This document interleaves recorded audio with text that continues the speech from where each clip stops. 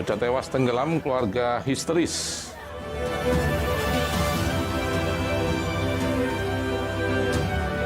PJ Bupati Oku dan Kepala Dinas tinjau proyek infrastruktur. Ribuan warga padati pameran HUT TNI ke-79 di Palembang.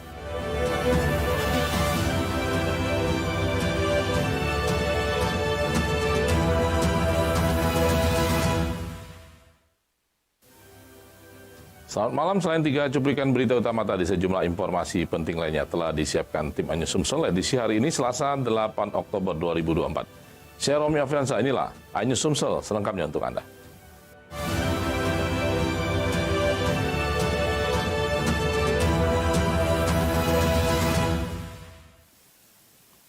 Seorang bocah siswa SD umur 10 tahun hanyut tenggelam di Sungai Musi, Palembang saat asik berenang dengan teman-temannya. Korban ditemukan petugas tim gabungan Basarnas. Keluarga korban menangis histeris meratapi kematian korban.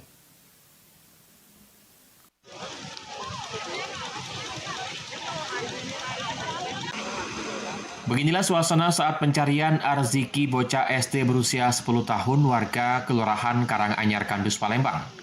Sebelum jasadnya ditemukan petugas tim SAR gabungan Basarnas dan AL dibantu oleh penyelam tradisional, korban Arziki hanyut tenggelam terseret arus ketika mandi bersama teman-temannya di perairan Sungai Musi, Palembang pada pukul 13.10 waktu Indonesia Barat.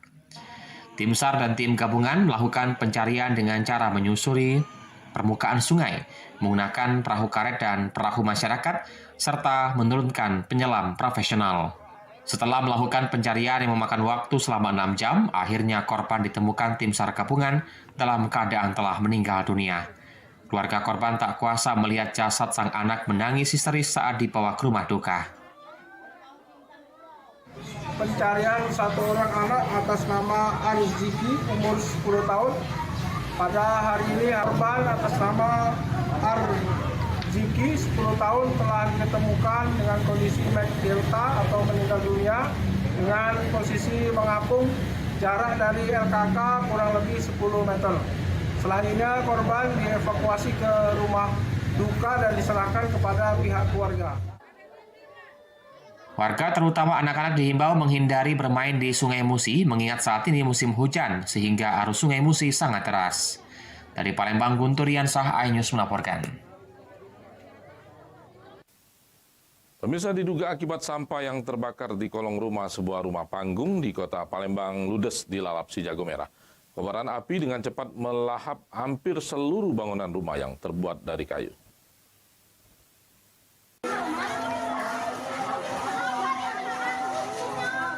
Kobaran api membakar satu unit rumah di lorong terusan laut Kelurahan 13 Ilir, Kecamatan Ilir Timur 1, Kota Palembang. Api dengan cepat membakar bagian belakang bangunan rumah yang terbuat dari bahan kayu. Petugas pemadam kebakaran berjibaku berusaha memadamkan api yang hampir saja merambat ke rumah lain. Lantaran rumah yang terbakar berada di gang sempit di kawasan padat penduduk. Warga yang panik mengevakuasi pakaian dan barang yang bisa diselamatkan ke lokasi yang lebih aman. Saksi mata mengatakan api berasal dari rumah panggung yang terbakar. Diduga api berasal dari tumpukan sampah yang berada di bawah rumah. Bukan saya itu ada sengaja dibakar, aku memang dapat ide mati, dapat kok dari semua masuk itu. Api itu dari bawah rumah berarti? Di bawah rumah. Oh, ini yang terbakar rumah penghuninya kemana yuk? Ada, tidak ngerti uangnya. Selang 1,5 jam kemudian, api baru berhasil dipadamkan oleh petugas damkar yang mengerahkan 8 unit mobil pemadam kebakaran. Rumah yang terbakar dalam kondisi kosong ditinggal penghuninya. Dari Palembang, Guntur Yansah, iNews melaporkan.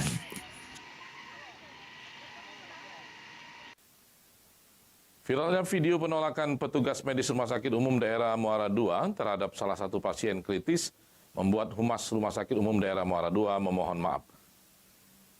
Rumah sakit ini tidak galaknya nolongi kami. Sudibyo selaku Humas RSUD Muara II memberikan tanggapan terkait viralnya video tersebut. Menurutnya, video yang diunggah ke media sosial tersebut tidak sepenuhnya benar dan terkait adanya terutama pihak keluarga yang mengatakan harus ada orang dalam. Sudibyo juga menjelaskan sedikit kronologisnya bahwa pasien tersebut datang pada Senin sekitar pukul 00.30 waktu Indonesia Barat. Pihak rumah sakit telah menjalankan penanganan awal sesuai dengan SOP. Selain itu pula, dirinya mengklaim bahwa kedatangan pasien pada tengah malam tersebut tak lama setelahnya pasien langsung masuk ke ruang instalasi gawat darurat dan langsung dilakukan pelayanan pemeriksaan dan juga dilakukan rujukan sistem SIS-rute termasuk memasang infus. Namun setelah melakukan pemeriksaan oleh petugas rumah sakit, pasien harus dilakukan rujukan dengan sistem SIS-rute atau sistem rujukan terintegrasi, sehingga pihak keluarga harus menunggu dan melengkapi persyaratan. Namun pihak keluarga menolak dan pergi. Diedukasi karena sudah dilakukan pemeriksaan, kemudian pihak korban atau pihak keluarga pasien menolak untuk dilakukan diedukasi tadi mau dirujuk. Pasien kalau mau dirujuk harus melakukan secara proses dengan SIS-rute. Tapi SIS-rute tersebut perlu waktu karena terutama ini waktunya kan malam hari. Pasca viralnya video bocah kritis, Bupati Oku Selatan mencopot Direktur RSUD Muara II, Dr. Erik Destiano. Dari Ogan Komering Ulu Selatan, Teddy Hendrawan, iNews melaporkan.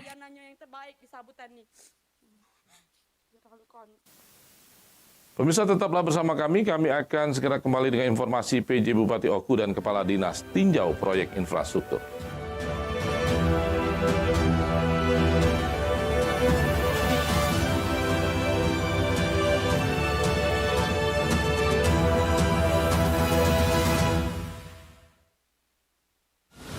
Menyoroti kecurangan.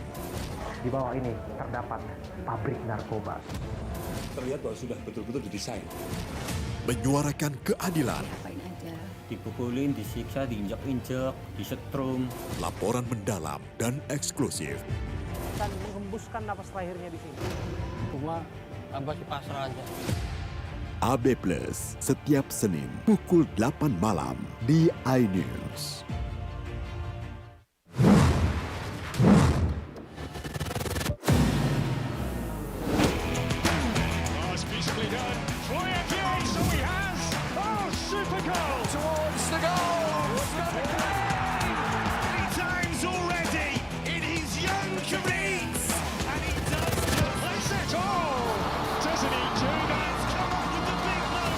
Bundesliga live iNews Premium Sports. Tahapan Pilkada 2024.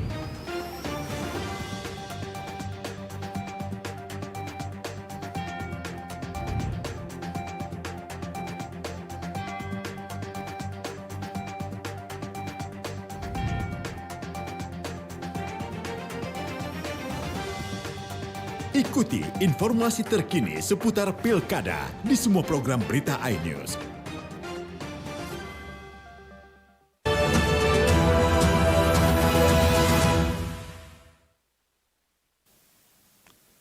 Sejumlah proyek infrastruktur khususnya jalan di Oku telah selesai dikerjakan. Masyarakat yang terdampak mengaku senang dan merasa sangat terbantu akses jalan yang mulus dilalui, seperti di Kemelak belakang kantor Pemda dan kawasan lainnya. Nah, sini Pak, ini di kontraknya tingginya 20. Pejabat Bupati Oku M. Iqbal Ali Sabana bersama Kepala Dinas PUPR Nofriansa melakukan peninjauan sidak ke beberapa akses jalan yang telah selesai dibangun yang merupakan usulan dari warga kepada PJ Bupati Oku sebelumnya, Teddy Milwansa. Di antaranya akses jalan Hasbullah Bakri belakang kantor Pemkab Oku, peningkatan jalan Kemiling Pak Loso menuju Batu Marta 1, peningkatan jalan Camar, Rumah Sakit Sriwijaya dan Ganesha, serta Lorong Duku. Sejumlah proyek perbaikan jalan direalisasikan di beberapa titik strategis di wilayah Oku ini disambut warga dengan senang hati. Warga mengaku bahagia dan sangat berterima kasih. Proyek tersebut merupakan kelanjutan dari program yang sebelumnya telah direncanakan oleh PJ Bupati terdahulu, Teddy Milwansa. Peninjauan dimulai dari kawasan belakang kantor Pemkab Oku di Jalan Hasbullah Bakri dan Jalan MCD Junet dengan perbaikan jalan sepanjang 264 meter dengan lebar 5 meter telah selesai dilakukan menggunakan teknik bertonisasi. Jalan belakang Pemda yang sekian lama tidak tersentuh dan alhamdulillah beberapa tahun belakang ini sudah mulai tertata jalannya. Dan masyarakat warga belakang Pemda ini, Jalan dari MCD Junet khususnya sangat-sangat berterima kasih dan sangat-sangat merasakan manfaat jalan walaupun tidak Sekali, jadi sampai sekarang belum pernah, baru ini. Kita misalnya terima kasih, pasti terima kasih. Masalahnya rakyat sudah banyak, apalagi ngantar anak sekolah, sudah terbantu. Banyak yang nyampak. Masuk ibu, beliau Pak polisi ini tadi pernah terguling di situ. Itu yang kita takutkan Pak, dengan adanya jalan yang rusak, jalan yang gila hari ini bisa dipergunakan, sudah selesai.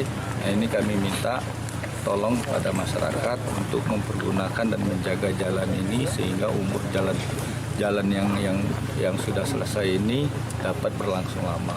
Dan ini merupakan kegiatan dari awal tahun yang sudah direncanakan dan sudah dimatangkan oleh para teman-teman kepala OPD beserta pejabat bupati sebelumnya dan juga 264 cor itu cor nanti ada lanjutan dari hot mix sekitar 1 kilo. Itu jadi 2 kontrak yang ada di sini nantinya. Tahun ini Pak? Tahun ini juga Pak. Pak, mungkin hari ini ninjau apa saja Pak yang setelah ada selesai? Tiga lokasi yang selesai di samping Pemda, Ploso dengan di daerah Bakung. Tahun ini beberapa jalan-jalan akan kembali diperbaiki dengan aspal hot mix sepanjang 1 km. Dari Ogan Komering Ulu, Widori Agustino, iNews melaporkan.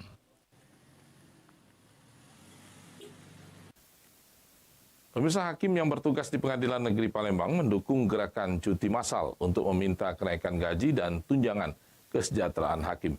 Aksi solidaritas ditunjukkan dengan memasang spanduk dan pita merah putih di lengan.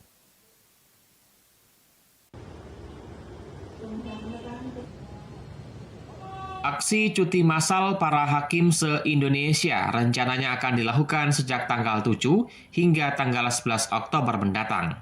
Para hakim yang bertugas di Pengadilan Negeri Palembang mendukung gerakan cuti massal dalam meminta kenaikan gaji serta tunjangan untuk kesejahteraan hakim yang terakhir dirasakan pada tahun 2012 lalu. Dukungan tersebut ditunjukkan melalui aksi solidaritas dengan membentangkan spanduk dukungan serta pemasangan pita merah putih di bagian lengan sebelah kiri di halaman Pengadilan Negeri Palembang pada Senin pagi. Menurut para hakim, tingkat pendapatan hakim tak sebanding dengan banyaknya perkara yang harus disidangkan di Pengadilan Negeri Palembang. Tingginya angka kriminalitas di Kota Palembang membuat para hakim rata-rata memegang lebih dari 40 perkara dalam satu hari. Kami sangat merasakan itu karena dengan selama ini kami terima, kami harus menekan kebutuhan kami sendiri.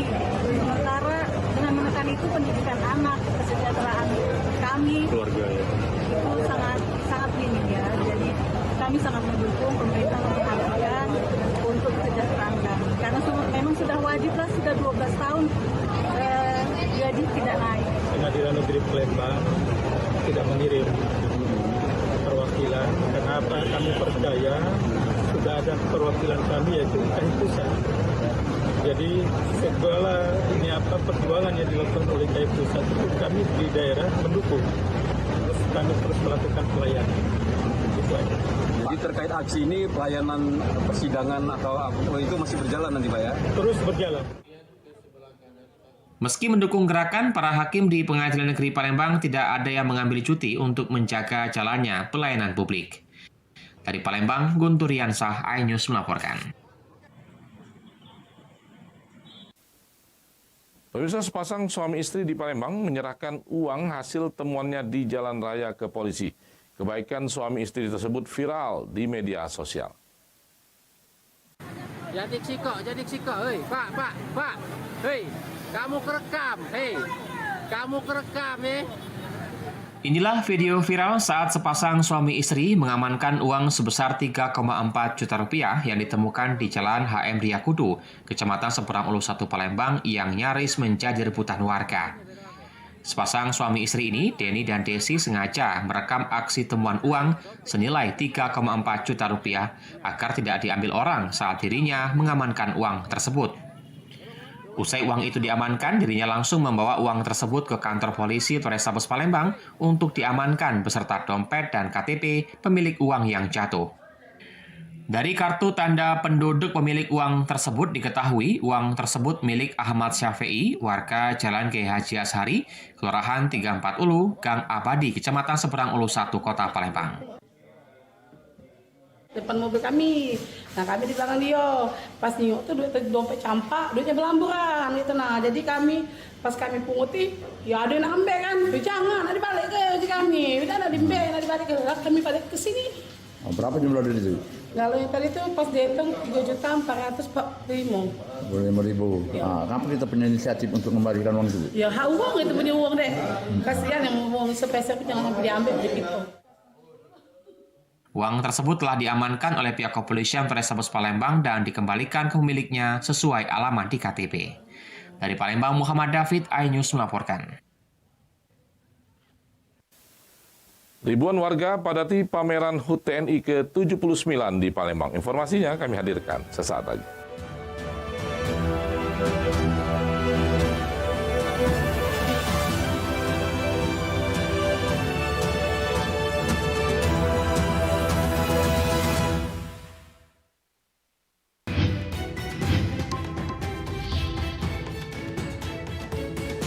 Kawal Pilkada 2024, Senin sampai Jumat pukul 12:30 siang, live di iNews.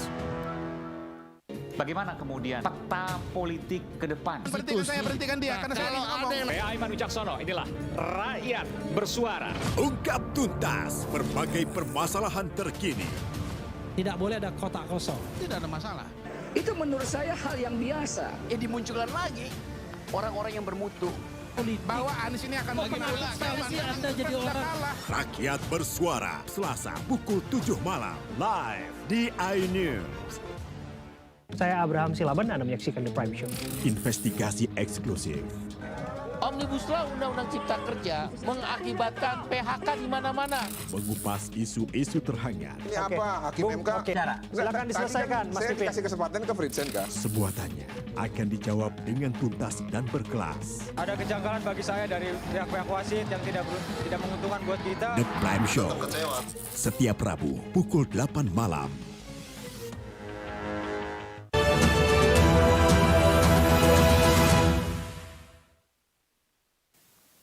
Tim Sriwijaya FC kembali ke jalur kemenangan usai melibas Persikabo di Gelora Sriwijaya Jakabaring Minggu sore dengan skor telak 5-1.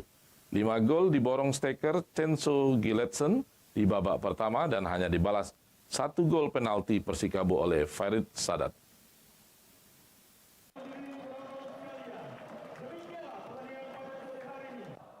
Pergantian pelatih di pekan kelima Liga 2 Indonesia berdampak positif usai Sriwijaya FC meraih kemenangan perdana musim ini saat menjamu Persikabo dengan skor 5-1. Kemenangan ini disambut meriah sekitar 4.000 supporter yang hadir di Stadion Gelora Sriwijaya Jakabaring Palembang. Nama Henry Susilo bergema di dalam stadion sebagai apresiasi atas kemenangan ini. Usai pertandingan, pelatih Sriwijaya FC Henry Susilo menolak kemenangan ini semata-mata berkat kehadirannya, melainkan seluruh unsur tim, mulai asisten, manajemen, dan supporter. Langkah awal yang dilakukan mengembalikan mental dan psikologis punggawa Laskar Wongkito dan memotivasi bahwa Elang Andalas tak layak berada di dasar klasemen. Atas kesepakatan bersama untuk kemenangan, pemain mampu memberikan hasil terbaik bagi pabrik Sumsel. Sementara itu, pelatih Persikabo Jajang Nurjaman mengapresiasi kemenangan Sriwijaya FC dan mengakui buruknya permainan Persikabo. Ia meminta maaf pada warga Bogor atas kekalahan telak ini. Sehari saya datang sebelum kita berlatih, kita sepakat bahwa yang saya benahi dulu psikologis dan menteliti tim. Ya. Ini tim harus kondisi, tim itu harus solid. Ya, ini tim harus kalau kita mau bangkit, kita harus sama-sama, kerja. Ya. Dan anak-anak sepakat dan kita sepakat bahwa kita sama-sama kerja. Bobolan sampai 5 gol tanpa balas di babak pertama ini sesuatu yang sangat di luar dugaan. Dan boleh dikatakan tim belakang kami termasuk yang paling buruk ya di semua Liga 2 sampai pertandingan minggu ke-6 ini. Begitu, sekaligus saya ingin mohon maaf pada supporter Persikabo yang ada di Bogor atau dimanapun karena hasil kami yang sangat mengecewakan. Dengan hasil ini, Sriwijaya FC berhasil mengumpulkan 5 poin, naik dari dasar klasemen peringkat 9 ke peringkat 7 grup 1 Liga 2 Indonesia. Dari Palembang, Bambang Irawan, iNews melaporkan.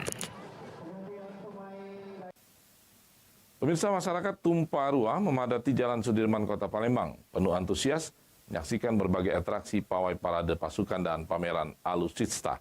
Memperingati HUT TNI ke-79 digelar Kodam 2 Sriwijaya.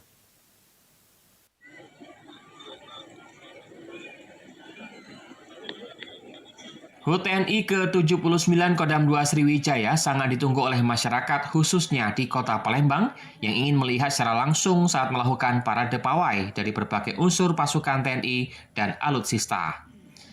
Dari sejak pagi masyarakat telah menunggu di pinggir jalan yang akan dilalui beberapa kendaraan tempur seperti tank, mobil perang, truk perang, pasukan berkuda, dan lainnya.